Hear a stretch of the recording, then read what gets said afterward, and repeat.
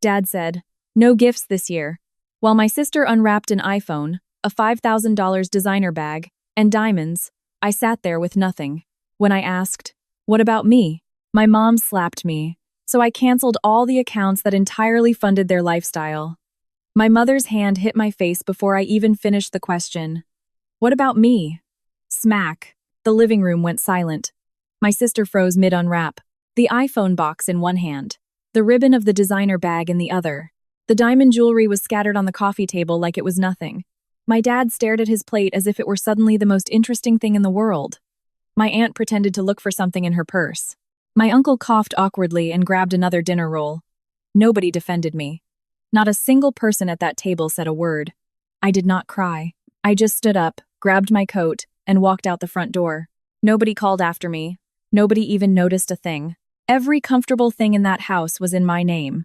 Netflix, Hulu, Amazon Prime. That was what they used to order grocery delivery every week. Spotify, which my sister blasted in her bedroom at midnight. The family cell phone plan, all 4 lines, including the brand new iPhone she was setting up, right at that moment with a giant smile on her face. I got up from the chair. The coat was hanging on the back of the chair. I grabbed it by the collar and draped it over my left arm. My sister still had the open iPhone box on her lap, still frozen, looking at me out of the corner of her eye. My mother had her hand resting on the edge of the table as if she needed to hold on to something after the slap. My father did not look up from his plate. My aunt dug around inside her purse. My uncle chewed the dinner roll he had just grabbed. I walked the 5 steps to the door. The hardwood floor creaked on the second step, in the usual spot. I turned the doorknob. The cold outside air hit my face. I stepped out. I closed the door behind me with my hand without slamming it. The click of the latch was the cleanest sound of the entire night. The front yard gate was open. Nobody ever closed it. I walked through it. The street was wet. It had rained in the afternoon and nobody had swept the leaves off the curb. I walked to the corner. I turned right toward the main avenue. My cheek was burning, but the cold air started to soothe it. I clutched the coat to my chest. I had not put it on right.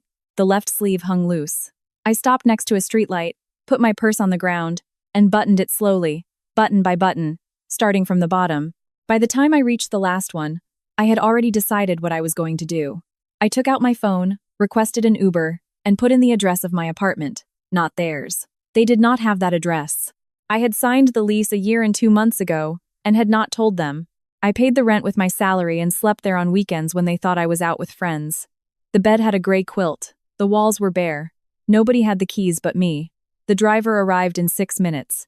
He was an older, quiet man. He asked if I wanted music. I said no. He turned on the radio anyway, at a low volume, a news station. I rested my temple against the window. The glass was cold. We drove down an avenue with Christmas lights strung between the streetlights. There was a garland with half the lights burned out. Nobody had fixed it. I thought of my sister opening the iPhone box with that smile she always wore when she got something, the tip of her tongue between her teeth, her eyes slightly squinted. I had seen it thousands of times.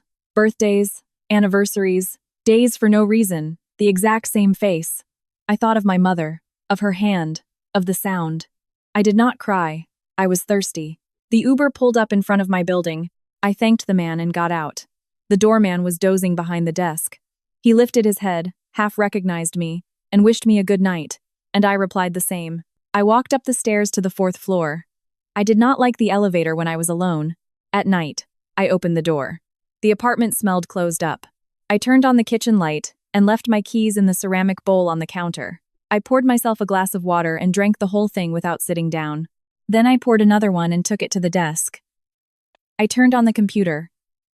While it booted up, I put the kettle on the stove. I took a new notebook out of the drawer.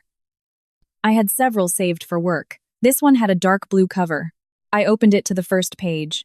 I wrote the date on the top right. I made a numbered list. 1. Netflix. 2. Hulu. 3. Amazon Prime. 4. Spotify Family. 5. Cell phone plan. 4 lines. 6. New iPhone. 2. 4. Month financing. 7. Apple Music. 8. Family iCloud. 9. Max. 10. Disney Plus. 11. YouTube Premium. 12. My sister's gym. Automatic debit. 13. My father's car insurance. 14. Gas and electric bills charged to my credit card. 15. Walmart account with my card saved as default. I stopped. I counted quietly. 15. I had forgotten 2. 16. The 2 food delivery apps with my card linked. 17. The Costco membership my mother used every Saturday. 17. I closed the notebook and left it next to the keyboard. The kettle whistled. I turned off the stove. I poured the water into a mug. I let the tea steep. I did not look at the kitchen clock again. I opened the browser, started from the bottom, not the top. The Costco membership. I logged in with my email, went to settings, went to cancel subscription. The site offered me a discount to stay 3 times. 3 times I said no. I received the confirmation email 12 seconds later. I saved it in a new folder I named December. I moved on to the food delivery apps. I deleted the saved card on each one. I logged out. I changed the passwords, even though it was not necessary. I did it anyway. Walmart. I removed the payment method. I deleted my parents' shipping address. It was the only one saved as default. My sister bought things on there almost every weekend. The app asked if I wanted to keep the account. I said yes, I was going to use it. Then I moved up to the streaming platforms. Disney Plus was first. The subscription my sister had demanded last summer to watch a series with her friends. I canceled it. Max. Then I canceled it. Hulu. Canceled. Amazon Prime. That was the one they used for grocery deliveries, according to my mother, although they really used it to watch movies. I canceled it too. YouTube Premium. Canceled. Apple Music canceled. I got to Spotify. This was the one my sister blasted at midnight. I had heard it through the wall hundreds of times. The app asked me to confirm. I confirmed. The app told me my family would lose access at the end of the current billing cycle. I said I understood. I took a sip of tea. It was still hot. I burned my tongue a little. Netflix. The page took a while to load. When it loaded, I saw the 5 profiles. Mine, my mother's, my father's, my sister's, and one called Guest, that nobody used but my father had created one day for no reason. I went to account settings. Cancelled. The page asked why. I checked. I no longer need it. I confirmed. The account would remain active until the end of the paid period. Then it would shut off on its own. I stared at the screen for a moment, not out of nostalgia, out of exhaustion. I moved on to the phone plan. The complete cancellation required formal paperwork with documents, but the administrative suspension of the lines could be done from the customer portal. I logged in with my username. The 4 lines were listed. Mine at the top, their 3 at the bottom. I suspended my father's line. Confirmed. I suspended my mother's line. Confirmed. I suspended my sister's line. Confirmed. The system informed me that the suspended lines would not be able to receive or make calls or access mobile data until the account holder authorized the reactivation. The application timeframe was up to 6 hours. My sister's new iPhone used the line I had just suspended. As soon as the system processed the request, the device would be out of service until she got another SIM card from another carrier in her name. I was not happy. I did not regret it either. It was an administrative task. I closed that tab. iCloud. I removed the 3 members from the family plan. The shared cloud would disconnect in 48 hours. My sister's photos, her contacts, her backups, all of that would remain solely on her device until she purchased her own plan. If she purchased one, I turned off the screen, leaned back against the chair, closed my eyes for a second, and opened it again. The Wi-Fi router was left. The home internet service at my parents' house had been in my name for 3 years. My father had asked me to sign the contract because he was behind on payments with the previous provider, and they would not approve a new line for him. I signed. The bill came to my email. The router was registered under my customer account, and remote management of the equipment was enabled by default. I logged into the portal, saw the router online, saw the 7 connected devices, recognized each one by name, the living room TV, my sister's gaming console, my parents' 2 laptops, the new iPhone still connected via Wi-Fi, the printer, a smart speaker. I took another sip of tea, changed the administrator password for the equipment, changed the network SSID, changed the Wi-Fi password. Each change automatically kicked all the devices off. Then, in the service management section, I selected Suspend Service by Account Holder Request. The provider asked for a reason. I selected personal reason. I confirmed. The router's status on my dashboard went from active to suspended. The blinking green light inside the icon turned gray at the house. At that very moment, my sister must have noticed the Wi-Fi was not working. Or maybe not yet. Maybe she was still sitting on the couch trying to set up the iPhone that was already without service, not understanding why the screen was asking for an active SIM card and not responding. I was never going to know for sure. I was not there. Nobody was going to call me to ask how I felt. I already knew that before I left. I closed the laptop, pushed it to the other side of the desk, stood up, took the empty mug to the kitchen, rinsed it, left it upside down on the dish rack, and turned off the kitchen light. In the bedroom, I sat on the edge of the bed, took off my shoes, lined them up against the wall, took off my coat, hung it on the chair, took off my sweater, folded it, and touched my cheek with 2 fingers. It was still warm, but it no longer burned. The phone vibrated on the nightstand. I looked at it without reaching out. The screen lit up. A text from my mother. Answer the phone. Another text. The Wi-Fi is down. Another. Your sister's iPhone is not working. Another. What did you do? I turned off the screen with a tap and left it face down on the table. I thought about what I had done over the last few hours. I did not feel pride or relief. I felt something simpler than both. Order. Like when I finish a large spreadsheet and all the numbers balance out in the bottom row. I got up again, went back to the desk, turned on the laptop, opened my personal email, and wrote to the building management. Good evening. I confirm that starting tomorrow, only I am authorized to pick up mail or packages in my name. Please do not hand anything over to third parties, even if they mention my last name. Thank you. I sent it. Then I opened my banking app. I temporarily froze the 2 credit cards linked to the automatic debits for my parents' house. The app asked if I wanted to generate new ones. I generated new ones. I activated them. The app offered to transfer the automatic debits to the new cards. I said no. I selected the debits to be permanently canceled one by one. I confirmed each one. I closed the laptop for the second time. I went back to the bedroom. I lay on my back. I stretched my legs. The crack in the ceiling in the corner looked exactly the same as the last time I had looked at it. Small, not growing.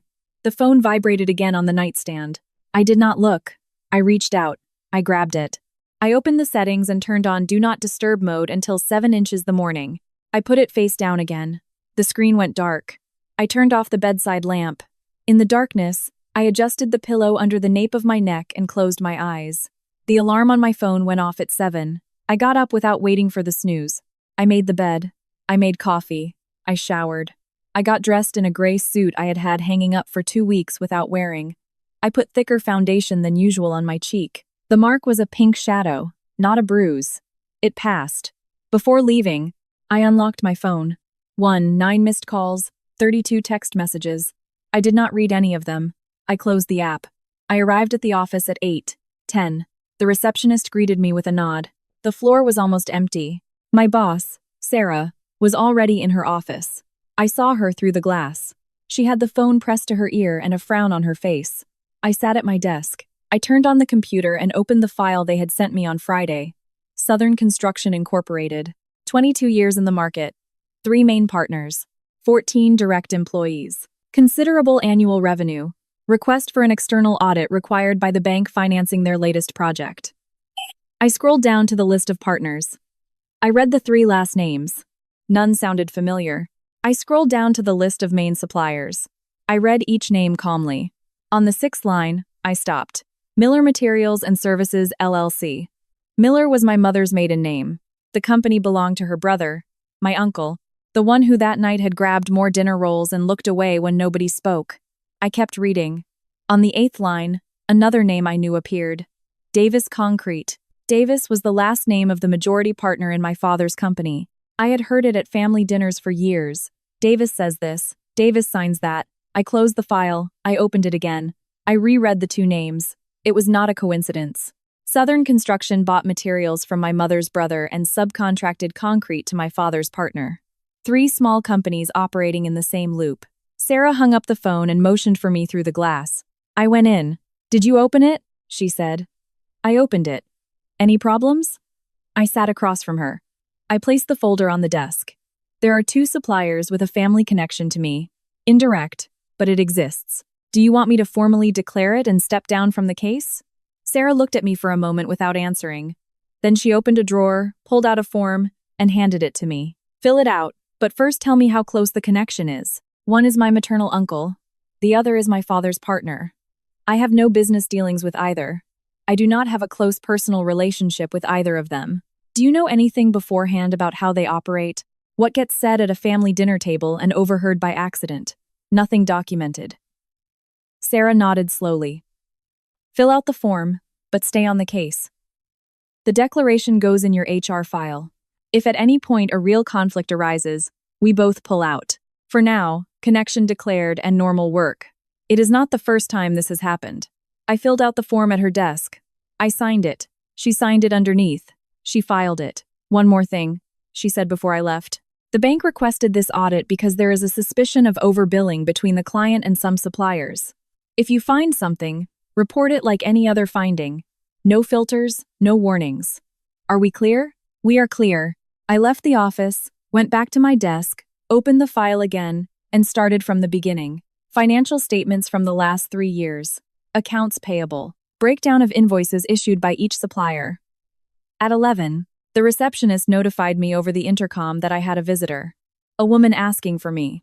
I went down to the lobby. My aunt was standing near the door with the same purse from the night before. Her eyes were puffy, and she had a scarf wrapped poorly around her neck. We need to talk. Not here. I took her to the coffee shop on the corner. I ordered a tea for myself. She did not order anything. As soon as we sat down, she started speaking quietly, looking at the table. Your mother is a wreck. Your father will not stop yelling. Your sister could not sleep. The phone is dead. The TV is dead. The Wi-Fi is down. Your father says it is an attack, that you are going to regret it, that this is illegal. It is not illegal. I know. She looked up for the first time. That is why I came. There is something you need to know. I waited. Your father has been taking money out of the company for months for your mother's and sister's expenses. Did he buy your father's car? No, your sister's. With the corporate card last month. And last night's gifts too. All of them. How do you know? Davis told me at the dinner in October. He was angry. He says your father is putting him in a difficult position with the partners and the bank. I did not want to tell you anything because it was none of my business. But last night, after you left, I heard your mother talking on the phone with an accountant. She was telling him they needed to fix the numbers before the end of the year. I took a sip of tea. Why are you telling me this? Because you are the only one in that house who knows about numbers and because nobody defended you last night. I did not either. I am not asking for your forgiveness because I do not deserve it. I am just letting you know. She stood up. She left a folded piece of paper on the table, the accountant's name and Davis's phone number. Do what you have to do. She left the coffee shop before I could answer. I watched her walk away down the sidewalk with the scarf still poorly wrapped. I put the folded paper in the inside pocket of my blazer. I paid for the tea. I went back to the office. In the elevator, I unlocked my phone and opened the first line of the file again. Davis Concrete. I went up to my floor. I sat down, opened a new blank spreadsheet, and started entering numbers. I worked until 9 at night. The office emptied out at 7. By 8, it was just the security guard at the entrance and me.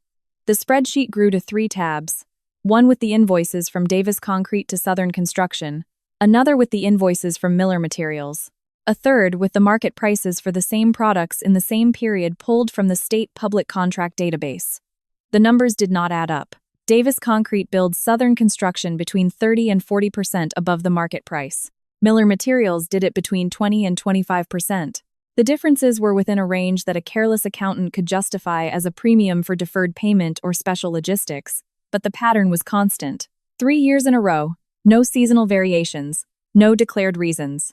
I saved the files, encrypted them, uploaded them to the internal server with 2-step verification, turned off the computer, went down to the street, and turned on my phone. 22 more missed calls. A text from my aunt. Did you see it? I replied with 2 words.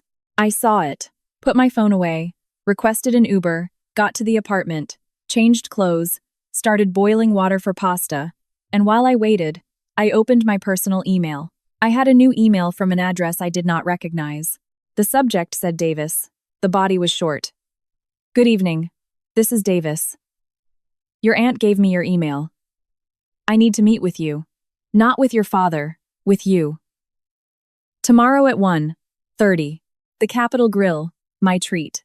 If you do not show up, I understand. I did not reply immediately. I ate the pasta sitting at the kitchen table. Then, with the empty plate next to me, I typed the reply. Confirmed. 1:30. I sent it. The next day, at 1:25, I arrived at the restaurant. Davis was already sitting at the back table. He was a heavy-set man in his 60s with a loose tie. He stood up when he saw me. He shook my hand without smiling. Thank you for coming. I am a straight shooter, so I will not waste your time. Order. He ordered a steak and sparkling water. I ordered the same. The waiter left. Davis waited until he was sure nobody was listening. I am not a clean man. I want that to be clear right now. I have done things in 30 years of construction that I am not proud of. But what your father is doing is going to sink me too. And at this point, I am not willing to go down for him. What is he doing? He is using our company to cover personal expenses. He pulled out almost $400,000 in 18 months, documented as representation expenses, per diems, consulting fees. The consulting fees were to a consultant who does not exist, and the partners. I am one of the partners. The other, Mr. Jenkins, is sick and signs whatever is put in front of him. Jenkins's wife has power of attorney and signs for him. The wife takes a cut for looking the other way. He rested his hands on the table. Your father thinks the bank will not audit us thoroughly because we have a 20-year relationship, but they demanded an external audit, and the external audit landed at your firm, and you got assigned the case. I do not believe in fate, but this is quite something. I did not get it by chance. It was assigned. I declared the family connection. Better then, you will not feel pressured by me. I am going to give you everything I have. Everything. In exchange, I want one single thing. Tell me. When the report comes out, I want my name to appear as a collaborator in the investigation, not as an accomplice. As a collaborator. The bank will understand the difference. The district attorney will too. I took a sip of water. I cannot promise you anything. The classification of the parties is determined by the report based on the evidence. If you provide documentation voluntarily before the formal audit, that gets recorded. The rest is decided by the bank and eventually a judge. That is all I ask, that it is on the record that I came forward before, not after. Then bring me the documents through official channels to my corporate email, not my personal one. This afternoon I will send you the protocol. The food arrived. We ate in silence. When he finished the steak, Davis crossed his silverware and looked at me. One more thing. Your father is going to know we met. This city is small. Let him find out. Your mother is going to call you screaming. My mother has already called me 37 times since last night. I did not answer any of them. He paid the bill with a card. We walked out to the sidewalk together. Before leaving, he looked at me one more time. I knew your mother when she was 20. I will tell you one thing, and then I will not say anything else. Your mother always knew your sister was the favorite. She never hid it.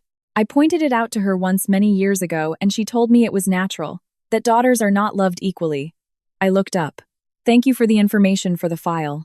Keep the stuff about my mother to yourself. Excuse me. He crossed the street to his truck. I walked in the opposite direction.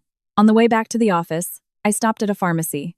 I bought new, thicker foundation and concealer. The mark on my cheek was still visible under direct light. I got to the office.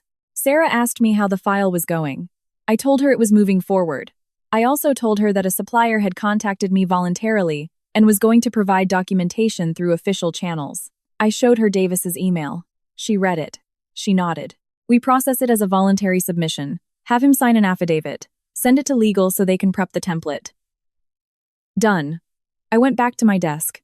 I opened the spreadsheet. I added a fourth tab. I titled it Incoming Documentation. I typed the first line. Davis delivered the documentation 3 days later.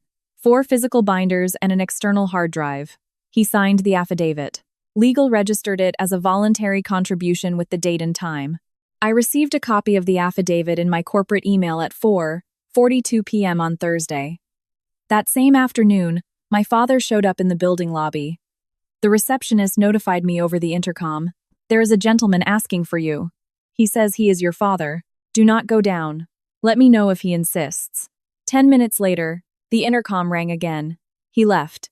I uploaded the data from the drive to the system. Davis's documentation confirmed the pattern and added something new. 2 bank accounts in the names of my mother and my sister, where monthly transfers from my father's company were deposited, declared as consulting fees. My mother had never worked in consulting. My sister had been collecting that money since she was 19. I entered each transfer into the corresponding tab. I tallied the totals for 3 years, almost $100,000 in my mother's account, 72,000 inches my sister's.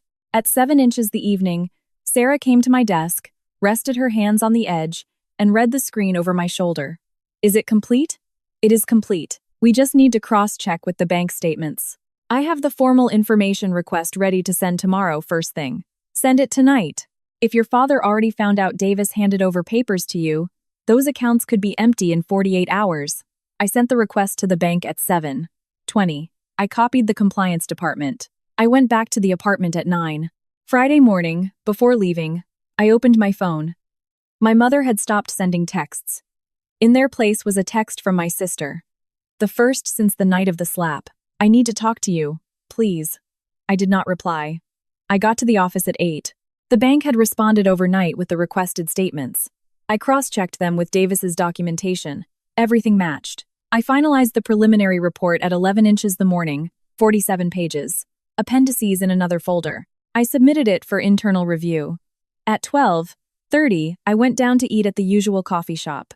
I ordered a salad and a water. I sat at a table by the window. My sister walked into the coffee shop 3 minutes later. She had bags under her eyes and greasy hair pulled back with a clip.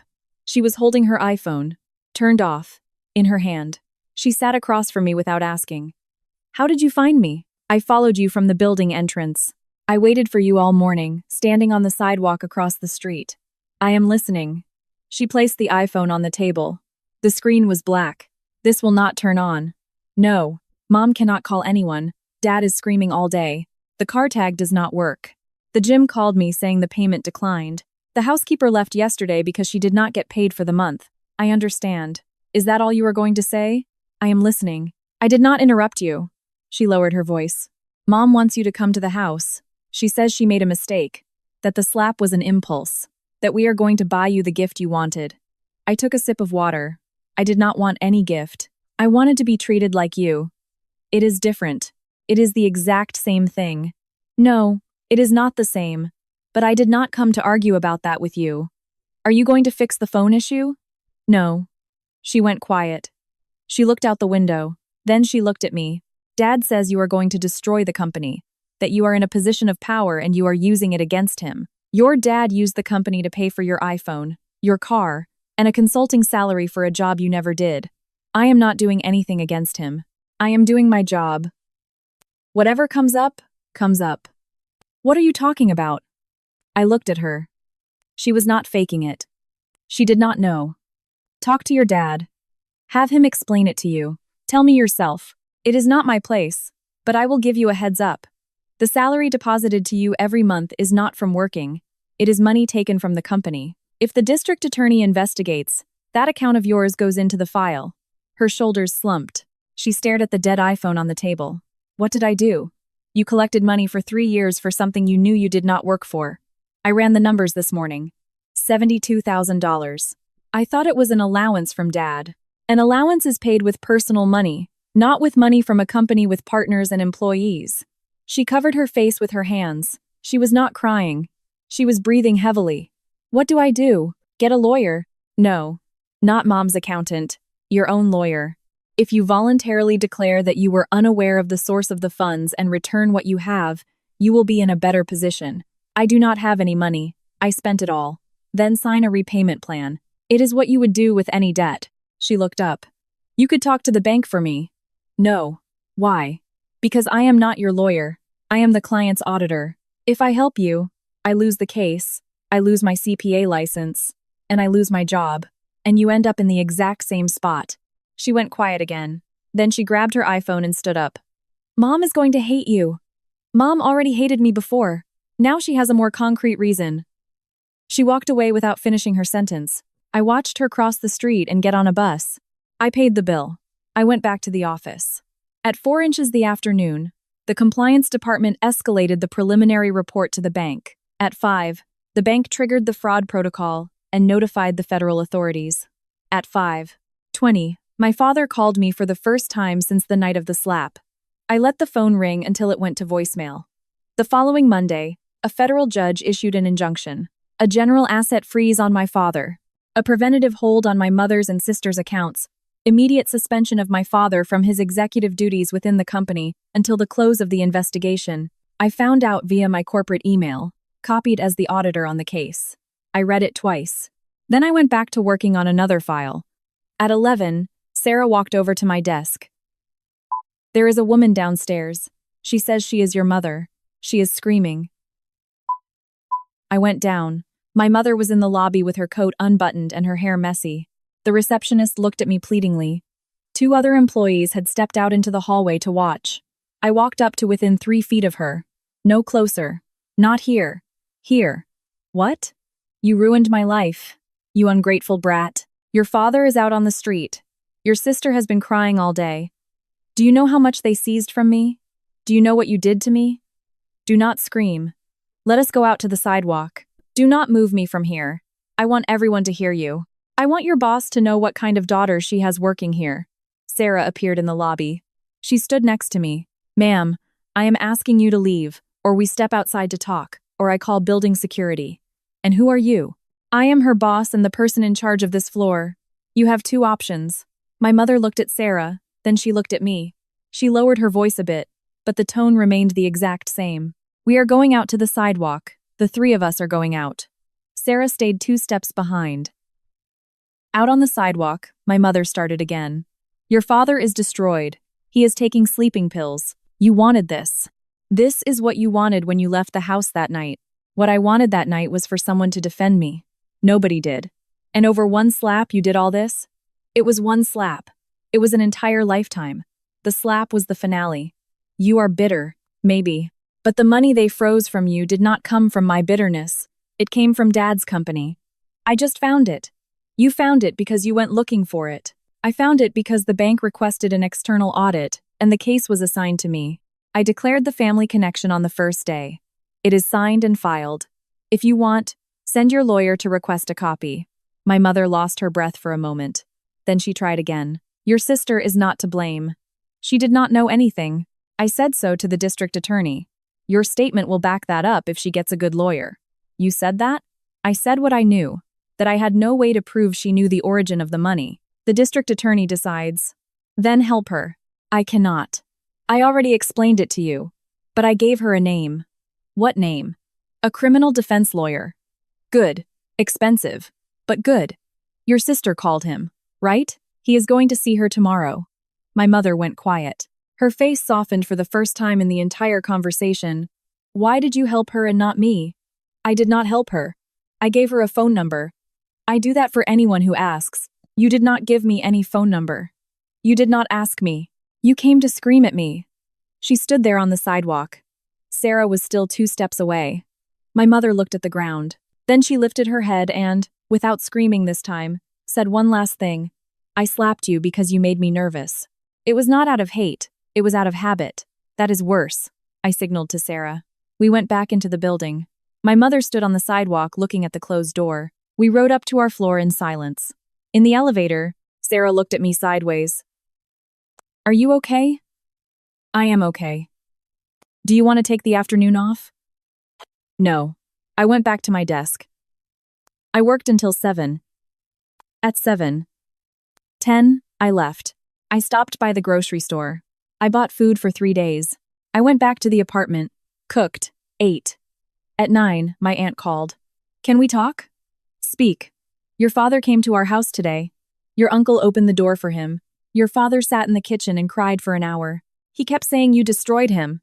Your uncle told him to shut up. Your uncle told him that? Yes. He told him that he is also in the case file, that the district attorney is going to investigate him too, and that the difference is that he is going to cooperate and pay whatever he has to pay. He told him, your father has been playing the victim for 20 years, and this time, it is not going to work. I did not expect that from my uncle. I did not either, but it happened. Why are you calling to tell me this? So you know you are not alone in this. Even if I am not much help, you are a help. The information you brought me was useful. I did not tell you so you would thank me. I did not thank you. I informed you. My aunt laughed quietly. It was the first time I had heard her laugh in years. Take care of yourself too. We hung up. I turned off my phone, washed the dishes, sat on the couch with a book I had started months ago, read 20 pages, closed the book, and left it on the coffee table. Before going to bed, I opened my work calendar. On Wednesday, I had the closing meeting for the report with the bank and the compliance department. On Thursday, a witness deposition at the district attorney's office. Friday off. I marked Friday on the calendar with one word: move. I closed the laptop. 6 months passed. The district attorney filed the formal indictment against my father in May. 15 counts of corporate fraud, embezzlement, and tax evasion. The company was placed under judicial receivership. Davis signed an agreement as a cooperating witness and kept his corporate share under the control of an overseer. Mr. Jenkins died in April. His wife was indicted in a separate case. My father went to trial in a plea deal hearing. He accepted a reduced sentence with probation, full restitution of the funds, and a ban from holding executive positions in corporate entities for 8 years. He sold the family home to cover part of the restitution. My parents moved into a rented apartment in a suburb on the west side. My sister signed a repayment plan for the $72,000. She got an administrative job at a car dealership. She lives with my parents. The case against her was dismissed due to insufficient evidence of intent. I moved into a larger apartment in the same neighborhood 2 months later. 2 bedrooms. A balcony. The new bed has a green quilt. On the walls, I hung 2 paintings I bought at a flea market. I adopted a dog from a shelter. Male, 3 years old, a mutt. I named him Sunday. When I get home at night, he waits for me with a ball in his mouth. At work, I was promoted to senior auditor. Sarah handed 3 of her own clients over to me. One of them is a mid-sized industrial group that requested continuous auditing for bank compliance. I work on that from Monday to Friday. My aunt started coming over on Saturdays to have tea. She brings homemade brownies. We talk about normal things. We do not talk about my mother. I asked her once why she remained in my life while the others did not. She answered me, "Because you asked me how I was doing, the others did not." My uncle, the one from Miller Materials, also signed as a cooperating witness. He paid the fine, returned the difference, and restructured the company. He sent me a text in March. "Thank you for not hiding what you found." I did not reply. 2 weeks later, he sent me another one. "Your aunt tells me you are doing well. I am glad." I replied to that one with a thumbs-up emoji. 2 weeks ago, my sister texted me, "Can we meet?" I replied to her, "Saturday at 5 at the coffee shop on Maple Street." She arrived right on time. She was thinner, no makeup, hair cut above her shoulders. She no longer used the iPhone she had set up that night. She had an old Android phone she had bought herself. She ordered a coffee. I ordered tea. "I wanted to tell you that the repayment plan is up to date." "I know. Sarah confirmed it for me last week. I wanted to tell you myself anyway." "That is fine." She stayed quiet for a moment. "Mom is not doing well. I am not telling you, so you will forgive her. I am telling you because I wanted you to know." "What is wrong with her?" "Depression. She takes medication. She is in treatment. Dad takes care of her." "Dad takes care of her?" "Yes. It is the only thing he does right lately." I took a sip of tea. "Thank you for telling me. Are you not going to go see her?" "No. Never. I do not know. Not today." She nodded. She did not push it. "I am going to start studying. In August. A short degree. Business administration. I am paying for it myself with the dealership salary." "That is good. Good luck with that. Can I text you sometimes?" "You can text me. I do not promise to always reply." "That is fine." We paid separately. Out on the sidewalk, before saying goodbye, she looked at me. "I remember the night of the iPhone. I remember how you sat there, and I remember that I kept opening gifts like an idiot. I will not tell you that you were not an idiot. But that night, the biggest idiot was not you. It was Mom. It was Mom." She walked away toward the bus stop. I crossed the street toward my place. That night, after taking Sunday out, I sat on the balcony with a coffee. The temperature was nice. You could hear the street, a neighbor's TV, someone talking on the phone in the apartment below. I took out my phone, opened my work calendar. On Monday, I had a meeting with the new industrial group. On Tuesday, lunch with Sarah and 2 female partners to discuss me potentially joining the junior partner pool in 2 years. On Wednesday, a vet checkup for Sunday. On Thursday, a Korean cooking class I had signed up for out of curiosity. Friday off. I closed the calendar. I opened my phone gallery. I had a picture of Sunday asleep on the living room rug. I set it as my wallpaper. I turned off the screen. Sunday rested his head on my foot. I scratched him behind the ear. Inside, on the kitchen table, was the lease for the apartment, signed in my name. No guarantors, no co-signers, nobody else. I had saved it in a dark blue folder, the same folder where I have kept the emails from December for 6 months. I took one last sip of coffee, went inside, closed the balcony door, turned off the living room light, and went to sleep. At 7 on Monday, the alarm was going to go off, and I was going to be ready.